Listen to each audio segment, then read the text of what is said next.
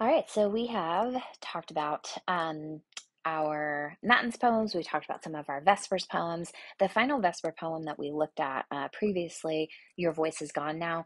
As a quick reminder, that was our poet speaker or a poet gardener having trouble with this idea of mortality, right?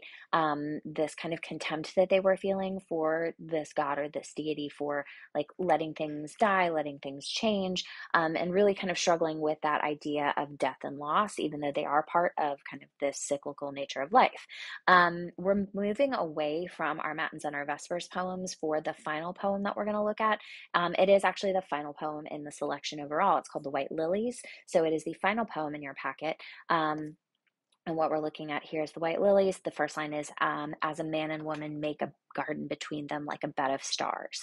So if you would like to turn to that, we will do some marking of this text. Okay, so for the White Lilies, again, we are moving away from our speaker as the poet gardener. And in this case, the speaker here are the flowers themselves, kind of, usually. This one is a little bit different. So our speaker is actually for the flowers is actually going to be in the second part of this poem. So this is the speaker for stanza 2.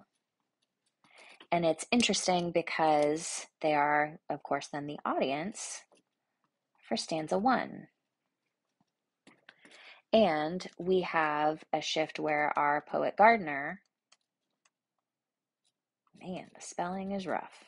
Poet gardener is going to be the speaker for stanza 1 and the audience for stanza 2. So we have kind of two speakers happening here. In the first one, we see, or in the first stanza, we see a lot of description of this contrast between like the beauty of nature and then the kind of fleeting nature of life and how it ends and changes, right? So we start off, and again, we know that this is our poet gardener as our speaker here. And it says, as a man and woman make a garden between them like a bed of stars. Here they linger in the summer evening, and the evening turns cold with their terror. So we have this contrast again between like the summer and the coldness. And so we start out with all of this like lovely imagery of like a celestial garden. And then we have this sudden turn, right?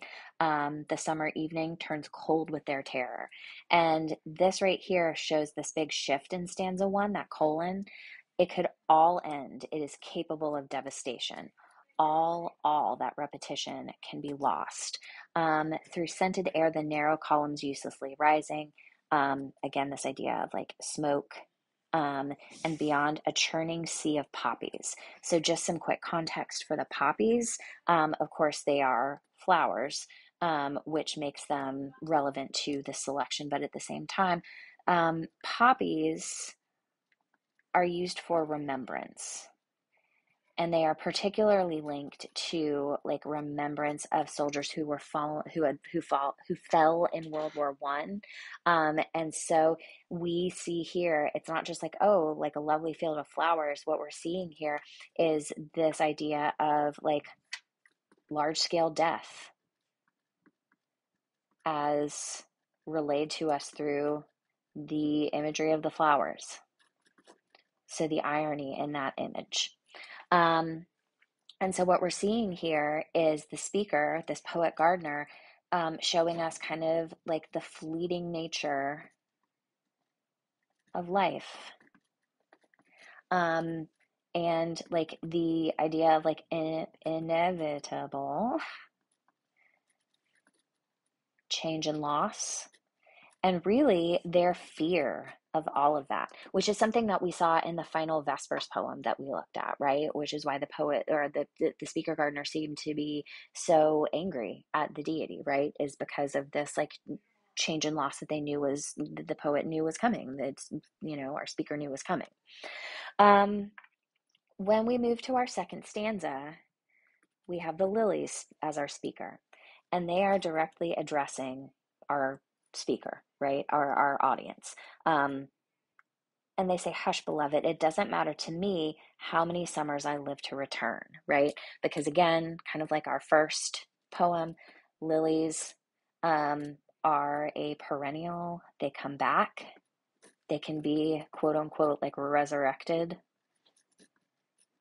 Um, and so the lily focuses on just the moment. This one summer, we have entered eternity. And says, I have felt your two hands bury me to release its splendor. And so when we're thinking about this, like to release its splendor, is is our speaker, the lilies, referring to like the splendor of the garden, the splendor of eternity? It's unclear, but it doesn't really matter, right?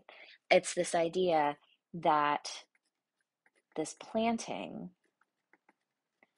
putting something in the ground shows us this idea of death and rebirth, which is interesting and the splendor within that particularly, right?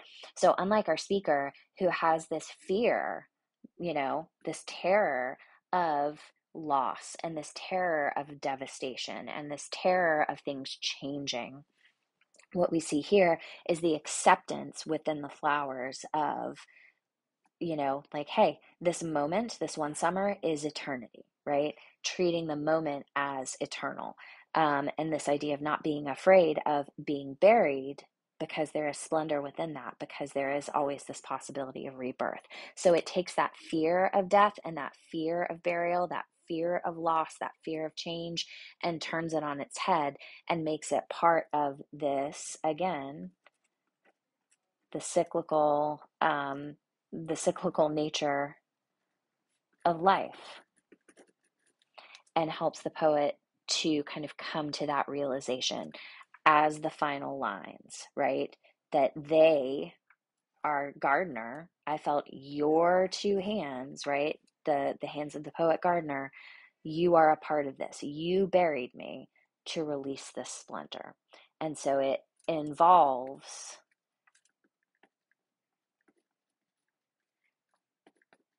the speaker in the cycle of death and rebirth as a way to hopefully help the speaker from continuing to experience that fear of loss, that fear, that terror, that devastation of loss and change. Like, no, you are part of that. It kind of normalizes it for the speaker and involves them in it as a way to kind of circumvent that and to help them understand like the larger picture that, this one summer is eternity, right? This one moment is eternity, and to live within that.